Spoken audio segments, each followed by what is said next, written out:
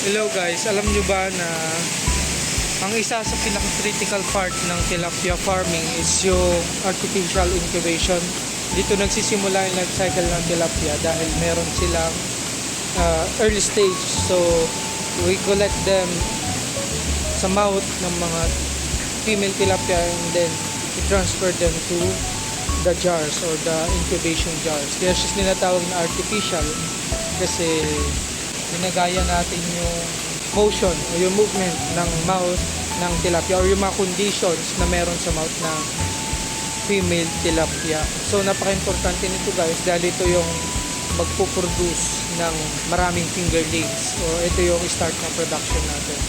So yun, lagi natin consider yung health status din ng ating mga broodstock. See you sa mga next video. Sa mga pala si Jeff, ang inyong ako kulturista kanya. See ya. God bless you.